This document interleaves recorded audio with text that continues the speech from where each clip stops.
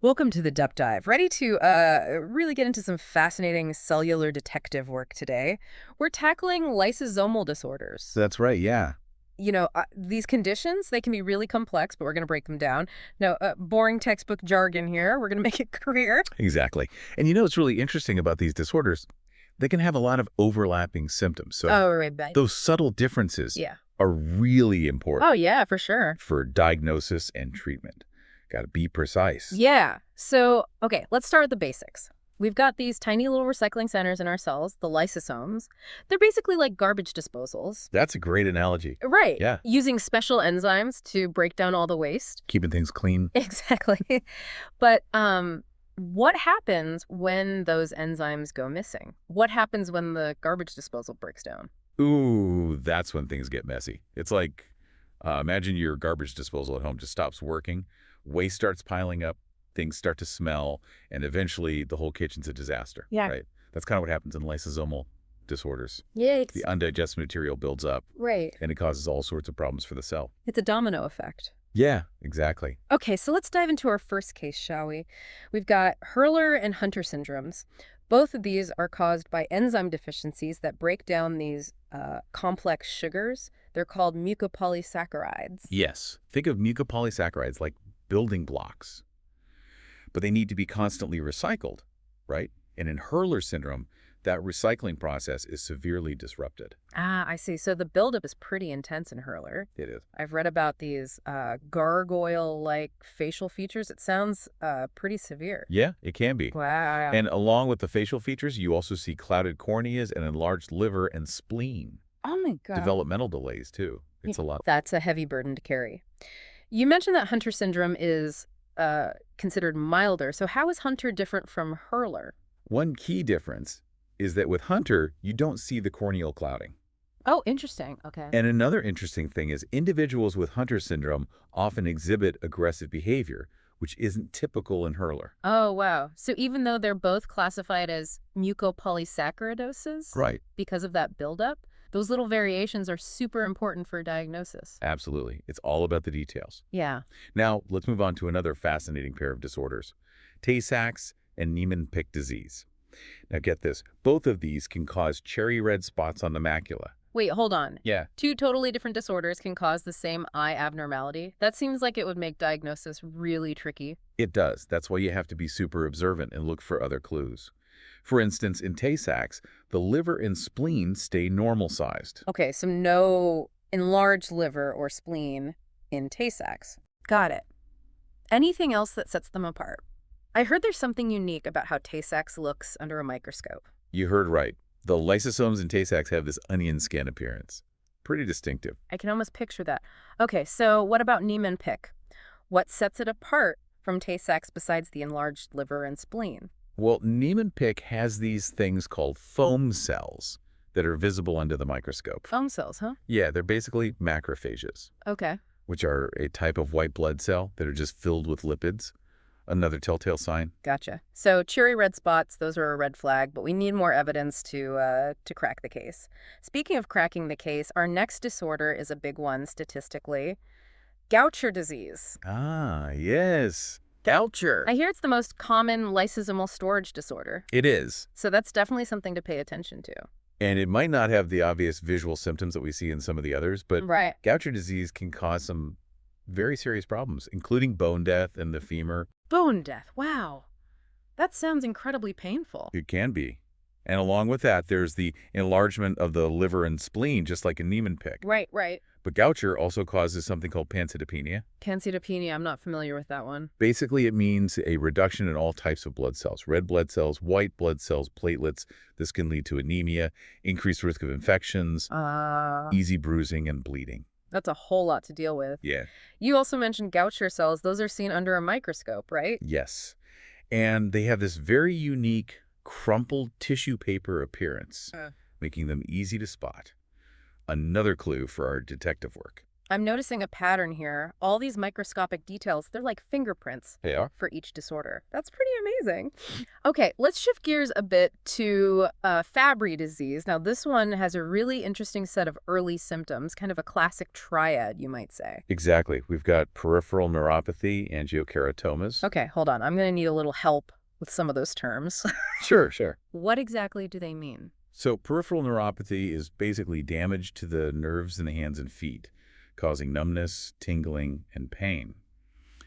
Angiokeratomas are small reddish-purple spots on the skin. And then there's hypohidrosis, which is just a fancy way of saying decreased sweating. So someone who has trouble cooling down because they can't sweat properly, that could be a sign of Fabry disease. It could be. Yeah. And that could be dangerous, especially in hot weather. Oh, yeah. But it's important to remember that, Fabry disease can also lead to much more serious problems like kidney failure and heart problems. Exactly. It could be a very serious condition. Wow. It starts with these seemingly minor symptoms and can become life-threatening. Yeah. That's pretty sobering. But before we get too down, didn't you mention that Fabry disease shares a genetic characteristic with another disorder we talked about? You have a good memory. Yes, both Fabry and Hunter diseases are X-linked recessive disorders, Ah. meaning they're caused by a gene on the X chromosome, and usually only affect males who inherit the affected gene from their mother. Okay, that's another important connection to keep in mind. Now we've got two more to cover. Both affect the nervous system, Krabbe disease, and metachromatic leukodystrophy. We'll keep these brief, but they're just as important to understand. Krabbe disease, also known as globoid cell leukodystrophy, causes severe nerve damage, Wow. especially to the cranial nerves. And yep, you guessed it, it has characteristic globoid cells you can see under a microscope. Another microscopic marker. I'm feeling like a real cellular detective now. What about metachromatic leukodystrophy? What makes this one stand out? This one's all about demyelination, the breakdown of the myelin sheath that protects nerve fibers. Okay. This leads to a loss of control over body movements, which is called ataxia, Right. as well as dementia. Wow, that's tough. Yeah, Really highlights the range of severity we see across all these lysosomal disorders. absolutely. And keep in mind, we've only just scratched the surface here. Yeah, definitely. There is so much more to learn about each of these fascinating disorders. That's right. We've covered 8 lysosomal disorders, but there's a whole world of cellular detective work still to be done. What do you say we take a quick break and then dive back in, explore some of the wider implications of these conditions? I'm ready when you are. Welcome back to the deep dive. Before the break, we were hot on the trail, tracking down all these lysosomal disorders. They might be considered rare, but we're still talking about potentially millions of people worldwide, right? That's not exactly insignificant. Not at all. And the fact that they often share symptoms, well, Yeah. that just makes things even trickier. Getting a diagnosis early on is just so crucial. So it's all about catching those early clues, right? What kind of tools do doctors actually use to solve these cellular mysteries? Where do they even begin? Well, it starts with good old-fashioned detective work. A detailed medical history, a thorough physical exam. Right. It's like building a profile for our cellular suspect. I like that. And then, depending on what we're suspecting, we can order some lab tests. Lab tests, huh? So we're talking blood samples, that sort of thing. What are we looking for in these tests? Well, one of the key tests is called an enzyme assay, Okay. and that measures the activity levels of specific enzymes. Remember those missing garbage disposal enzymes? Right. If an enzyme is deficient or missing, that can really point us towards a specific disorder. So if we suspect something like Hurler, we'd look for low levels of that alpha-L-adrenalinase. Exactly. And for Gaucher, we'd be checking the glycocerebrosidase activity. There you got it. It's like matching fingerprints at a crime scene. Perfect analogy. But enzyme assays aren't the only tool. Mm-hmm. We also have genetic testing, which can be incredibly powerful. Genetic testing. Wow, so we're talking about analyzing someone's DNA to pinpoint that exact error, huh? Yep. And the amazing thing is that genetic testing is becoming more and more accessible, That's good. more affordable, That's great news. which is fantastic news for patients and their families. Absolutely. The sooner we get a diagnosis, the sooner we can start exploring treatment options.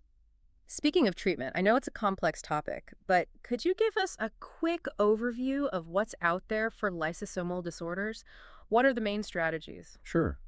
It really depends on the specific disorder, Of course. but there are some common approaches. One really exciting one is enzyme replacement therapy. So basically, we're delivering a functional version of that missing enzyme. Ah, okay. So you're giving those cells a boost, Exactly. providing the enzyme they need to break down those accumulated substances, get that cellular garbage disposal working again, Precisely. Now, it's not a cure, right? but it can really slow down the progression of the disease, and it can significantly improve symptoms for a lot of patients. That's really good to hear. Are there any other treatment options, any other approaches being used? Yeah, there's another approach called substrate reduction therapy, Okay. which aims to, well, it reduces the production of the substances that are building up. Ah, I see. So it's like decreasing the amount of garbage being produced, so there's less for those lysosomes to have to deal with. I like that, attacking the problem from a different angle, reducing the workload. Exactly. And of course, there are supportive therapies too, like pain management, physical therapy, nutritional support, and those can really help improve a patient's quality of life. It sounds like there's a lot of research going on in this field, always looking for new and better ways to treat these disorders. Absolutely. And gene therapy is a really exciting area of research right now. Oh, wow. We're talking about actually correcting the genetic defect. That's incredible. It's a rapidly evolving field with just incredible potential. It's mind-blowing to think that one day we might be able to cure these disorders just by fixing the genes. Wouldn't that be something? Yeah. Yeah. It seems like we've talked a lot about the physical aspects of lysosomal disorders, but something that keeps coming to mind for me is the emotional and psychological impact.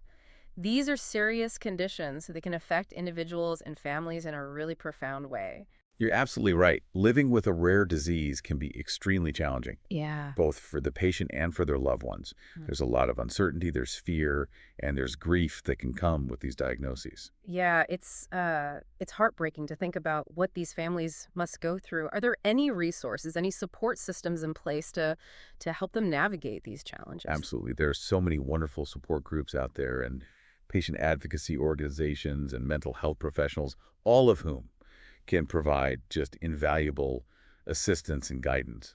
Connecting with others who really understand the journey, Yeah. it can make all the difference in the world. Yeah, I bet. I'm glad to hear that. It's so important for people to know they're not alone in this. Before we wrap up this section, I want to circle back to something you mentioned earlier, the importance of early diagnosis. What can we do to raise awareness about lysosomal disorders and encourage people to get medical attention if they notice any concerning symptoms? That's such an important question. I think education is key. The more people know about these disorders, the more likely they are to recognize the signs and to seek help early. It seems like spreading the word, sharing information is really vital. We need to make sure everyone understands these rare but incredibly impactful are some specific examples of how these disorders can manifest in different parts of the body. Sounds good to me. Let's get specific. Welcome back to the deep dive. We've been putting on our detective hats, really getting into the nitty-gritty of these lysosomal disorders. Right. And now it's time to, I guess, zoom in a little, see how these cellular mysteries play out in different parts of the body. Exactly. We've talked about how these missing enzymes can affect different organs Yeah. and lead to a whole range of symptoms. So let's start with the brain. The brain, command central. Okay, so we already talked about Krabbe disease and metachromatic leukodystrophy. Right. Both have pretty severe neurological effects. Are there any other lysosomal disorders that impact the brain? Well, Tay-Sachs, which we talked about earlier, it can cause really devastating neurological decline in infants. Oh, gosh. Think about it. Developmental delays, seizures, and eventually paralysis. All because of one missing enzyme. It's just heartbreaking to think about the impact on those little ones. It is. Are there any other lysosomal disorders that affect the brain, maybe in slightly different ways? Absolutely. Niemann-Pick disease type C. Okay. This one can cause a whole range of neurological problems, including ataxia, which is a loss of coordination and balance, Right. and also dementia and seizures. So we see a progressive decline in both motor and cognitive function. It's just another reminder of how important those enzymes are Yeah, absolutely essential. for healthy brain development. Absolutely. Okay, let's move on to another vital organ, the heart. We briefly mentioned that Fabry disease can lead to heart problems. Right. Are there any other lysosomal disorders that can impact, cardiovascular health?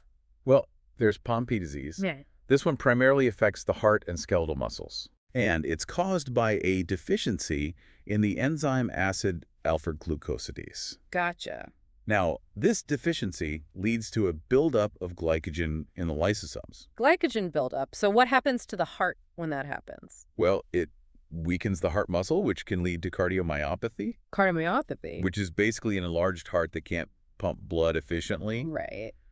Eventually, this can lead to heart failure. Wow, that's really serious.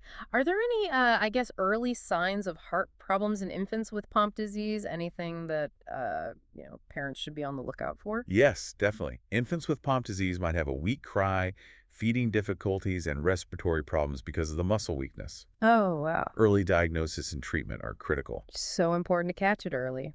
Okay, it seems like these lysosomal disorders can really impact, well, almost everything. We've talked about the brain, the heart, and I know there are others too. You're right. Lysosomal storage disorders can affect almost every part of the body. We haven't even touched on the skeletal system. Oh, that's right. Gaucher disease can impact the bones, but it's not the only one. Remember the mucopolysaccharidoses, Yeah. like Hurler and Hunter syndromes? Right. Those involved the buildup of mucopolysaccharides. Mm. So what happens to the bones when those substances accumulate? It can lead to all sorts of skeletal deformities, Wow. abnormal bone growth, joint stiffness, and even, skeletal deformities. And these can have a big impact on mobility and quality of life. It's just incredible how one tiny missing enzyme can have this huge ripple effect throughout the entire body. We've covered so much today. We've only just scratched the surface, but hopefully you have a much better understanding now of the challenges Yeah. and also the amazing progress that's being made in diagnosis and treatment. It's been quite a deep dive. We explored the underlying causes, the diverse symptoms, the challenges of getting a diagnosis, and all the latest advancements in treatment. It's clear that we still have a long way to go, Mm-hmm. but the future is looking bright. Absolutely. The ongoing research, the new therapies that are being developed, and the dedication of the scientists and healthcare professionals, it all gives us so much hope for better outcomes Yeah, it's inspiring. for individuals and families affected by these disorders. As we wrap up this deep dive, I really hope you all walk away with a new appreciation for the just incredible complexity of our cells Yeah. and that delicate balance that can be so easily disrupted when just one enzyme goes missing. You said it. Well, we've reached the end of our deep dive into the world of lysosomal disorders. Glad to see it end. But the exploration doesn't have to stop here. Keep asking questions, stay curious, and remember, there's always more to discover.